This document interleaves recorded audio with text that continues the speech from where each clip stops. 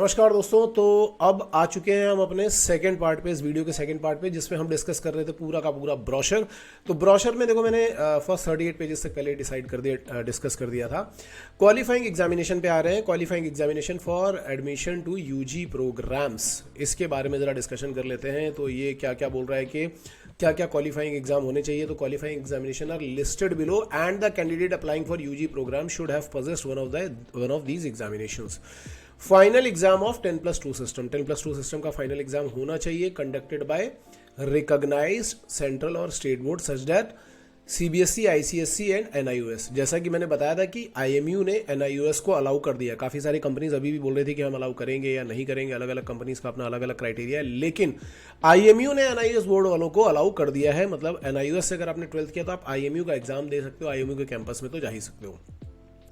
Intermediate और 2 year pre university examination conducted by a recognised board और university, या फिर क्या हो सकता है कि final examination of the 2 year course of the joint service wing of the National Defence Academy. और क्या हो सकता है, general certificate education GC examination, यही लंदन कैम्ब्रिज से अगर आपने किया है तो मतलब बाहर वाले बच्चों के लिए। High school certificate examination of the Cambridge university और इंटरनेशनल, मतलब जो बाहर के बच्चे हैं उनके लिए भी है। HSC vocational examination, any public school board. तो ये वही 10+2 वाले सिस्टम है, लेकिन यहाँ पे एक चीज और भी ऐड हुई है इस बार, अ डिप्लोमा रिकॉग्नाइज्ड बाय एआईसीटी और a state board of technical education of at least 3 year duration. ठीक है, applicable only for lateral entry admissions. ये याद रखना, इससे डीएनएस में नहीं मिलने वाला, बीएससी में नहीं मिलने वाला, लेटरल एंट्री मिल जाती है। किसके लिए मिल जाती है? बीटेक के लिए मिल जाती है। तो ये तीसरा एग्जामिनेशन है। ठीक है, अब इसके बाद है कुछ नोट जो कि बहुत ज्यादा इंपॉर्टेंट है, इनको जरा देखते जाते हैं कि ये क्या क्या नोट है। Note number 1, those who are going, यहां पे देखना नोट नंबर 1 क्या, those who are going to appear in qualifying examination later then the CET 24 date और not eligible to register for IMU CET 2024। ठीक है, जो क्वालिफाइंग एग्जामिनेशन के लिए सीईटी 24 की डेट के बाद है वो एलिजिबल नहीं है। In case of relevant qualifying examination is not in case the relevant qualifying examination is not a public examination, ये याद रखना, ये क्वालिफाइंग एग्जामिनेशन अगर आपकी सीईटी की डेट के बाद होगा तो आप एलिजिबल हो नहीं उसके लिए। The candidate must have pass at least 1 public board और प्री बोर्ड, मतलब कम से कम एक चीज पास करी होनी चाहिए। इंप्रूवमेंट कैंडिडेट मतलब those who had secured less than 60% marks in overall PCM in class 12th examination and had taken the examination again, इनको इंप्रूवमेंट एग्जामिनेशन वालों को बोलते हैं। Improve their mark and secure their more than 60% PCM. Those who had failed in one or more subject in class 12th examination and had appeared in the examination again and passed, subject to the condition that such improvement compartmental candidate should have reappeared in the examination conducted by the same board। याद रखना, अगर आप किसी आपकी compartment है या fail हो गए हो या रीअपियर कर रहे हो तो आपको दोबारा से अपीयर करना है सेम बोर्ड में। पहले ये चीज केवल ग्रेट ईस्टर्न लगाता था, लेकिन इस बार ये चीज आईएमयू ने भी लगा दी है। In other word, candidate who had change the board are not eligible. अगर आप अपना बोर्ड चेंज करते हो तो आप एलिजिबल नहीं हो, इस चीज को याद रख लो। पहले ऐसा हो जाता था कि ये एलिजिबल कर देते थे, लेकिन अभी ऐसा नहीं होता है। पार्ट टाइम और डिस्टेंस लर्निंग और करस्पॉन्डेंट कोर्स और any combination of these shall not be considered. ठीक है, डिस्टेंस लर्निंग, पार्ट टाइम, ये वाले जो कोर्स होते हैं ये यहाँ पे कंसीडर नहीं किए जाएंगे। The candidate must have pass the 10th and 12th standard from a recognised board, किसी भी रिकॉग्नाइज बोर्ड से ही आपका क्लियर होना जरूरी है। Result awaited candidate, all courses where 10+2 is the required qualification for entering into the UG course. The student who would have appeared 10+2 board exams and awaiting result may also apply for the CET. मतलब अभी आपने 12th का exam दिया है तो भी आप यहाँ पे अप्लाई कर सकते हो, यहाँ पे वेट कर सकते हो इस एग्जाम के। आप वेट नहीं कर सकते, आप दे सकते हो ये वाला exam. Equivalent means any recognised 10+2 board, diploma और 10th are not considered to be equivalent to 10+2 candidates. ठीक है, are requested to visit IMU's website periodically to keep track of new announcement and change if any. तो आप ये सब देखते रहना भाई, बार बार आप अपनी ये वेबसाइट चेक करते रहना, नहीं तो फिर बाद में प्रॉब्लम होगी। इसके बाद देखते हैं भाई इसके बाद क्या स्टोरी है। तो इसके बाद की हमारी स्टोरी ये है, ये मैंने सिटी पहले बता दिया था आपको। अब यहाँ पे आते हैं, IMU's online counselling for admission to IMU campus only. एक चीज़ याद रखना, आईएमयू की जो ऑनलाइन काउंसलिंग है ये केवल आईएमयू कैंपस के लिए होती है। हालांकि अभी मुझे नहीं लगता कि ये चीज़ हमें डिस्कस करने की जरूरत है, लेकिन फिर भी मैं ये सेव करके रख लूँगा ताकि एक बार जब आपका एग्जाम हो जाए और जब काउंसलिंग वाला प्रोसीजर स्टार्ट होगा तब हम आपको ये वाली सारी चीज़ें बता देंगे। और मेरे अकॉर्डिंग अगर आप मुझे पूछोगे भी तो भी मैं आपको ज़्यादा सजेस्ट नहीं करूंगा कि आप आईएमयू कैंपस के लिए जाओ। क्यों ऐसा मैं बाद में बता दूंगा आपको, ठीक है, इसके ऊपर अलग एक वीडियो कर लेंगे। शेड्यूल फॉर एडमिशन प्रोसेस ये देख लो भाई, ठीक है, इवेंट की डेट क्या है और वो क्या कैसे होने वाला है। तो date of commencement of online registration 18 मार्च से फॉर्म निकल चुका है, स्टार्ट हो चुका है, आप भर सकते हो। फॉर्म भरने का जो प्रोसीजर है यार उस पे भी बात करते हैं। देखो ये दो वीडियो बहुत इंपॉर्टेंट थे, इसलिए ये पहले बताने बहुत जरूरी थे। हम अगले दिन पे फॉर्म फिलअप करने का प्रोसीजर भी आपको एक्सप्लेन करेंगे कि फॉर्म फिलअप हमें कैसे करना है, ठीक है। ये बहुत इंपॉर्टेंट प्रोसेस है, मैं पूरा का पूरा फॉर्म फिलअप करके आपको बताऊंगा। नहीं तो आप अपनी तरफ से भी फॉर्म फिलअप कर सकते हो अगर आपको अच्छी तरीके से पता है। उसमें कुछ कुछ चीज़ों की प्रिपरेशन होती है, फोटो और आपका जो जितने भी डॉक्यूमेंट्स हैं, इन सब चीज़ों की प्रिपरेशन होती है। तो कैसे करनी होती है वो सब कुछ मैं आपको बताऊंगा अपने अगले आने वाले वीडियो में। लास्ट डेट जो है फॉर्म की वो है 5 मई, मैंने पहले ही बता दिया था। आईएमयू सीटी का जो एग्जाम होगा वो होगा 8 जून को, और जो पहला प्रोग्राम लॉन्च होगा, मतलब 8 जून के बाद जो कोर्स लॉन्च होगा, कोर्स लॉन्च होने का मतलब ये है कि 8 जून के बाद जो आपका बैच स्टार्ट होगा वो 1 अगस्त को स्टार्ट होगा, इसीलिए हम इसको अगस्त बैच कहते हैं। दोस्तों काफ़ी सारी चीज़ें हम लोग ऑलरेडी डिस्कस कर चुके हैं। बहुत सारे बच्चे ऐसे भी हैं अभी भी जो हमें कमेंट में या मैसेज में ये सारी बातें बोलते रहते हैं कि सर आपकी फ़ीस ज़्यादा है। ये देखो भाई, ऐसा है कि अगर आप थोड़ा सा अमाउंट अभी लगाओगे, अच्छा खासा टाइम अभी लगाओगे, ढंग से एग्जीक्यूशन करोगे, तो आज से 3-4 साल के बाद इसका 10 गुना कमा भी रहोगे, ठीक है। और अगर आप ये सब काम नहीं करोगे और बाई चांस आपका एडमिशन नहीं हो पाता है किसी भी रीज़न की वजह से, तो आप 4 साल के बाद केवल रिग्रेट कर रहे होगे और कुछ नहीं करोगे, ठीक है।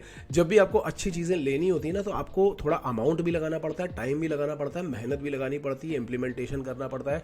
ये जो चुटकी में क्विक फिक्स मेथड्स जो होते हैं ना, ये केवल और केवल इंस्टाग्राम की रील्स में होते हैं या यूट्यूब के शॉर्ट्स में दिखाई पड़ जाते हैं। रियल लाइफ में ऐसा नहीं होता है, बहुत मेहनत करनी पड़ती है। तो मेरा सजेशन ये है कि ये सारी चीज़ें सोचने के बजाय, अपने नेगेटिव थिंकिंग लेकर के आने के बजाय, ठीक है, या अपने करियर के बारे में नेगेटिवली सोचने के बजाय थोड़ा पॉजिटिवली सोचो। थोड़ा बहुत पैसा तो आपको फॉर श्योर लगाना ही पड़ेगा। बाकी हम देखेंगे आगे हम और क्या क्या कर सकते हैं। बट हाँ, बैच स्टार्ट हो चुका है यार। एक हफ्ता अभी 25 मई तक, मार्च तक एक हफ्ता कंप्लीट हो जाएगा, मार्च तक। अगर आप ज़्यादा लॉस नहीं करना चाहते हो और मेहनत ज़्यादा करना चाहते हो तो फटाफट इस बैच को ज्वाइन कर लो। मैं सजेस्ट करूंगा कि ज्वाइन कर लो। केवल 40 स्टूडेंट का बैच है, लिमिटेड स्टूडेंट्स होते हैं और बढ़िया रिजल्ट आता है। चलो अब आगे चलते हैं। तो यहाँ तक हमने सारी चीज़ें देख ली हैं। Provisional seat allotment list, the number of list depends on the availability of the seat. In case there is no seat vacant after the second list then the third list. ये तो खैर उसका ही है, जब आपकी काउंसलिंग होती है ना, तो कितनी लिस्ट बनेगी, फर्स्ट लिस्ट बनेगी, सेकंड लिस्ट बनेगी, थर्ड लिस्ट बनेगी, स्पॉट राउंड होगा, ये सब उस पर डिपेंड करता है। फी स्ट्रक्चर क्या होता है, तो देखो यार, अलग अलग कोर्सेज का फी स्ट्रक्चर यहाँ पे इन्होंने आईएमयू का फी स्ट्रक्चर लगा रखा है। ये याद रखना, ये हर एक कॉलेज का नहीं है, ये आईएमयू का फी स्ट्रक्चर इन्होंने यहाँ पे लगा रखा है। तो आप आराम से देख सकते हो। फिलहाल ये डिस्कस करने की ज़्यादा ज़रूरत नहीं है। इसके अलावा जनरल इंस्ट्रक्शन है कि आपको क्या क्या करना चाहिए, क्या रखना चाहिए, तो ये तो खैर आपको बाद में पता भी चल जाएंगे। ये बहुत ज़्यादा इंपॉर्टेंट वाली चीज़ें नहीं है।